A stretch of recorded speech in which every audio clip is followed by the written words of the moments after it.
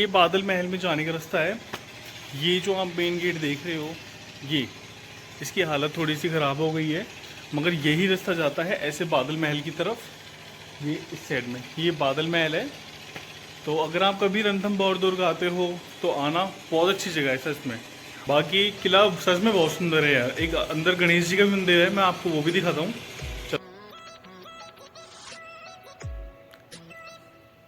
ये बादल महल के अंदर है और ये कोई यूनिक सी चीज़ है जहाँ पे शायद सभा वगैरह हुआ करती थी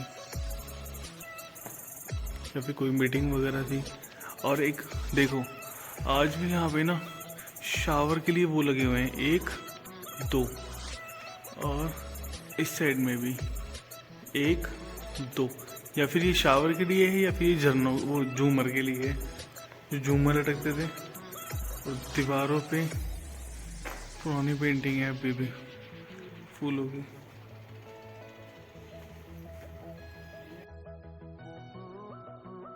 खुशबू बड़ी अच्छी आ रही है यहाँ पे अभी भी, पता नहीं किस चीज़ की खुशबू है, पर खुशबू बहुत अच्छी है। वाह, ये छत है बादल महल की। जो मछली टाइगर थी जिसके बारे में आपने काफ़ी लोगों ने सुना भी होगा, मछली टाइगर थी वो दूसरा वाला तालाब है, उस वाले बफर जोन में थी वो।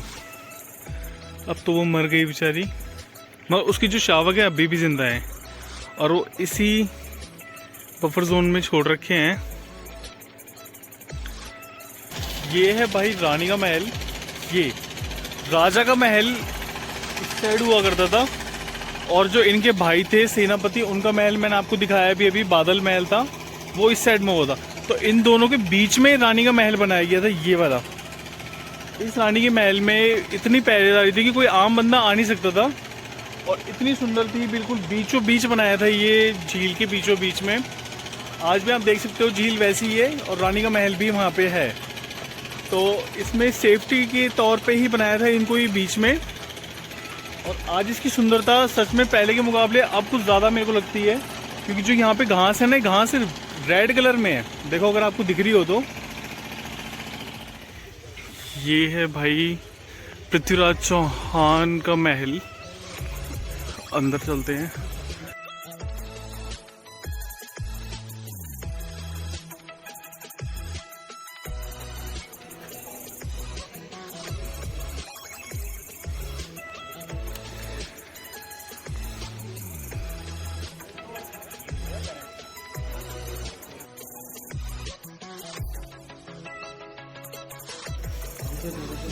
ये है गुप्तेश्वर महादेव।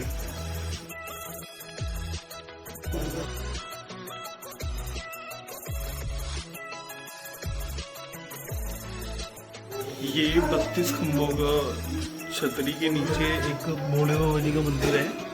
इस मंदिर के बारे में ये बताया जाता है कि जो राजा हमीरदेव चौहान थे, उनके पिताजी थे, उनके पिताजी ने यहाँ पे 32 वर्षों तक तपस्या करी थी। और तपस्या करने के बाद जो उन्होंने हमीरदेव जो जिन्होंने शासन अपनाया, उसके बाद उन्होंने अपने पिताजी की 32 वर्षों की जो तपस्या थी उसको वो चाहते थे कि पूरा समाज और पूरी दुनिया याद रखे। तो इन्होंने इसके चक्कर में इसको 32 खंभों की छतरी बनाया था। और छतरी बनाने के बाद जब उन्होंने यहाँ पे देखा तो उन्होंने, ये वो मंदिर था जहाँ पे उनके पिताजी ने, छतर सिंह ने 32 वर्षों तक तपस्या करी थी। ये राज मंदिर भी सवाई माधोपुर जिले के अंदर ही स्थित है और इस राज मंदिर के बारे में बताया जाता है कि ये भी पृथ्वीराज चौहान के वंशजों द्वारा ही यहाँ पे इस किले के अंदर बनाया गया था। और किले में अब तो काफ़ी चीज़ें नष्ट हो चुकी हैं, जो मूर्तियाँ थी वो भी खंडित हो चुकी हैं। मूर्तियाँ तो कुछ है नहीं इसमें अभी भी, मगर मंदिर की भी सजावट वैसी की वैसी ही बाकी है।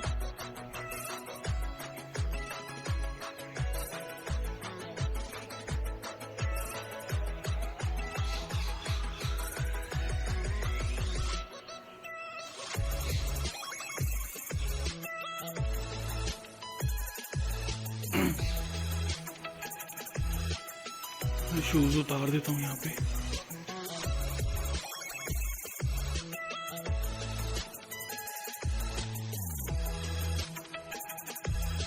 घंटे का वो है जो कि टूट चुका है। ये राज मंदिर हुआ करता था उस टाइम। जो राजा छतर सिंह थे, छतर सिंह के जो पुत्र थे वो हमीरदेव चौहान जी, उन्होंने ही अपने शासनकाल में यहाँ बनाया था। तो सबसे पहले यहाँ पे छतर सिंह जी आए थे, जो 10वीं शताब्दी के शुरुआत में आए थे। उसके बाद उन्होंने, मैंने आपको जो मंदिर दिखाया था उस साइड में, उस मंदिर की वहाँ पे उन्होंने 32 वर्षों तक भोले बाबा जी की तपस्या करी थी, नीचे जमीन के नीचे। तो फिर जब उनके बाद जो उनका बेटा बना, तो बेटे को राजपाट सौंप दिया था उन्होंने। तो राजा जो होता था वो पहले सबों के सामने नहीं आता था, मगर जो राजा ने जो नीचे जमीन के अंदर 32 वर्षों तक तपस्या करी थी, उसके बाद राजा ने जो अपने बेटे को सत्ता सौंपी। तो सत्ता जब सौंपने के बाद तो हमीरदेव चौहान जी ने सत्ता पे बैठे। तो उसके बाद जब हमीरदेव चौहान जी सत्ता पे बैठे थे, तो उन्होंने सोचा कि मैं अपने पिताजी का जो नाम है उसे और आगे तक रोशन करूँ, यानी कि छतर सिंह जी का। तो उन्होंने उस जगह पे 32 खंभों की छतरी बना दी। 32 खंभों की छतरी बनाने के बाद उनकी बाद जो महाराणा, वो आपने पृथ्वीराज चौहान जी का नाम सुना होगा, वो उनके बाद इन्हीं के ही पुत्र में से थे, हमीरदेव चौहान जी के पुत्र में से थे। तो उसके बाद उन्होंने सत्ता संभाली। तो ये जो आप मंदिर देख रहे हो मेरे पीछे, ये मंदिर भी उन्होंने ही बनवाया था। और आज इस 1192 में, यानी कि 12वीं सदी में, तो उनके बाद यहाँ पे मुगलों का और खिलजियों का आक्रमण हो गया था। तो फिर 1192 में जो इल्तुतमिश था, उसकी बेटी थी रजिया सुल्तान। रजिया सुल्तान ने यहाँ पे आक्रमण किया था, इल्तुतमिश ने आक्रमण किया था। तो जो दिल्ली का था उसने यहाँ पे आक्रमण किया था। उसके बाद इसे अपने कब्जे में ले लिया था। फिर उसके बाद जो उनके पुत्र थे, जो वंशज थे, उन्होंने फिर दोबारा इस किले पे आक्रमण किया। उसके बाद इसे दोबारा चौहानों की ही स्थली बना दिया गया है दोबारा इसे। तो फिर लास्ट जो इन पे शासन था वो चौहानों का ही था। बीच में इस पे उनका भी शासन आया था जो खिलजी थे, और मुगलों का भी शासन आया था। और पृथ्वीराज चौहान जी का भी जन्म, पृथ्वीराज चौहान जी जो शासक थे, उनका जन्म भी इसी किले के अंदर हुआ था। मैं आपको वो जगह भी दिखाता हूँ अभी आगे चल के। ये रास्ता भाई पता नहीं कहाँ जा रहा है, मेरे को लगता है शायद यहाँ पे कोई जगह नहीं है आगे, पर गेट सा तो बना रखा है यहाँ पे, पुराने टाइम में हुआ करता होगा।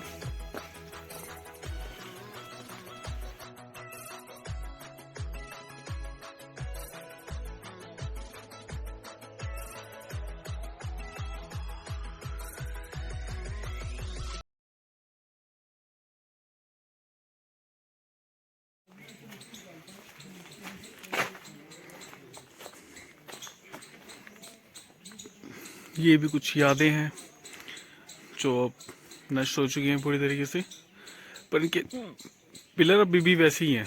देखो पिलरों के ऊपर कुछ आकृतियां बनी हुई हैं, यहाँ पे, यहाँ पे, यहाँ पे। डिज़ाइन बड़े अच्छे थे पिलरों में,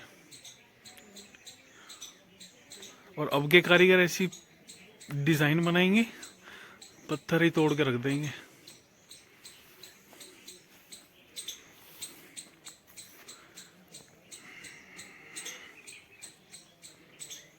और ये ज़्यादातर चीज़ें नष्ट हो चुकी हैं, मगर जो बाकी हैं आज वो चीज़ें बाकी हैं। जैसे कि ये प्रवेश द्वार है इस जगह के अंदर आने का, और बाकी आगे चलते हैं। ये एक शानदार व्यू है यहाँ का भी, और एक यहाँ का भी काफ़ी शानदार व्यू है भाई, नेक्स्ट लेवल है यार। ये है भाई पाताली देवी मंदिर, जो कि शायद पाताल में बसे होने की वजह से पाताली देवी के नाम से जाना जाता है। चलते हैं इसके अंदर भी।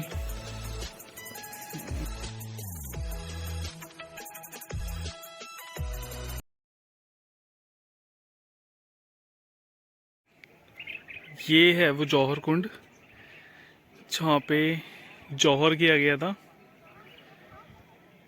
जौहर ऐसे होता था, दो तरीके के जौहर होते थे, एक जल जौहर और एक अग्नि जौहर हुआ करता था, जिसमें जो रानियां जल में कूद के अपने आत्मदाह कर लिया करती थी उन्हें जल जौहर बोला जाता था, और बीच में आग लगा दी जाती थी, जो आग में कूद के अपनी जान की आहुति देती थी उन्हें अग्नि जौहर बोला जाता था।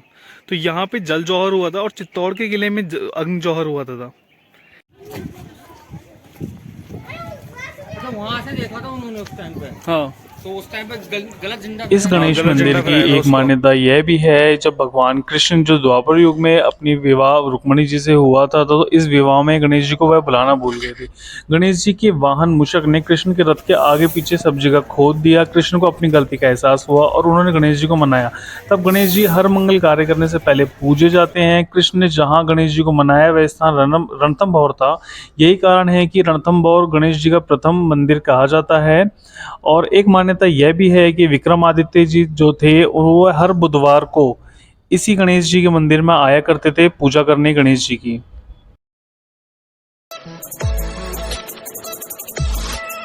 अब हम ये जौहर कुंड की तरफ जा रहे हैं।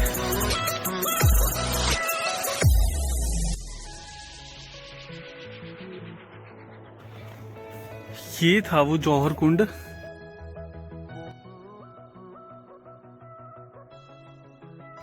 और यहाँ पे जैसे कि अब इस कुंड को देखने के लिए जो रानी आया करती थी वो इस साइड में आया करती थी, इधर की तरफ से रानी यहाँ पे आके बैठा करती थी। तब जाके इस झील के सौंदर्य का नज़ारा लिया करते थे वो।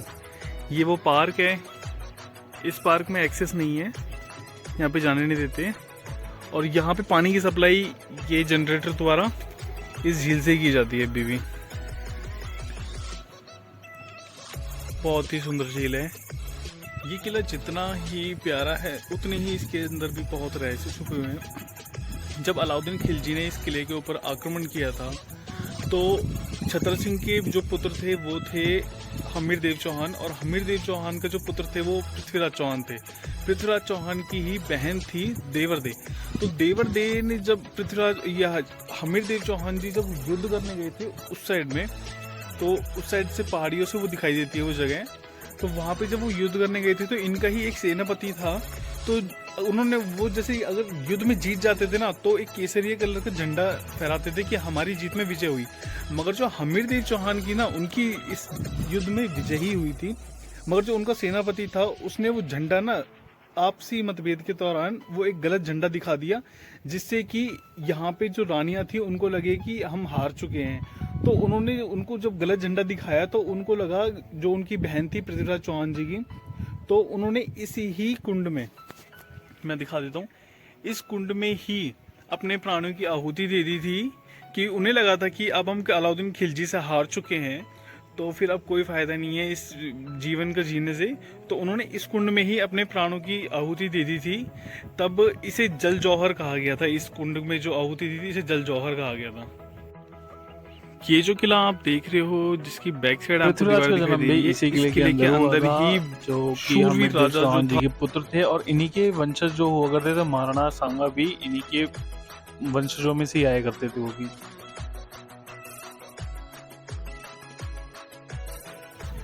अभी मैं आपको दिखाता हूँ जहाँ पे रानियाँ बैठा करती थी और इस झील के सौंदर्य का नज़ारा लिया करती थी। चलो चलते हैं उधर की तरफ। मेरे को पता नहीं था ये, मेरे को लगा शायद यहाँ पे एक्सेस बंद है, मगर यहाँ पे आ सकते हैं लोग, परमिशन है। तो चलते हैं इसके अंदर। देखो यार, ये है नज़ारा।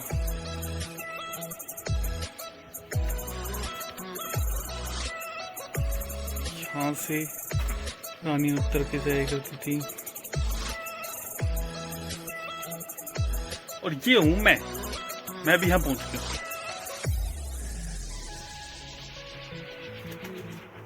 अभी अपने नीचे की तरफ भी चलते हैं, जो रास्ता है ना उस साइड चलते हैं। आ जाओ।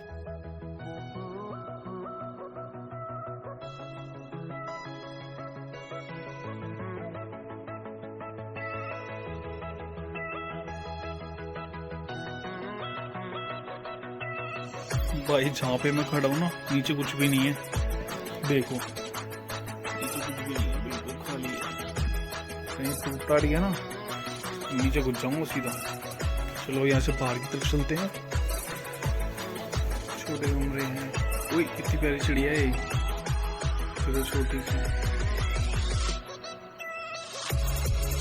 सांप वाप ना हो भाई, तेरी चल साले। ये देखो मछलियां शैवाल खा रही हैं।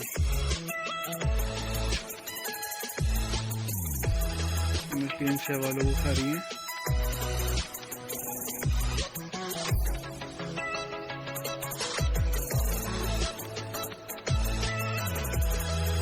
ये भाई के पोहा है।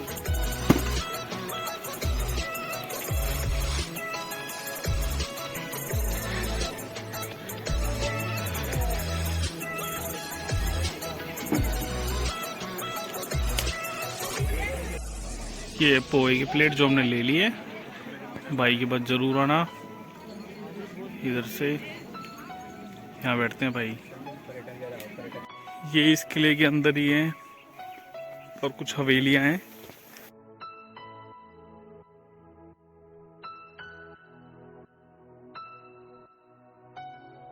ये पिलर पुराने हैं, पुराने पिलर हैं ये सारे। ये इस हवेली की छत पे जाने का रास्ता है। छत पे चल के देखते हैं क्या है। कुछ भी नहीं है।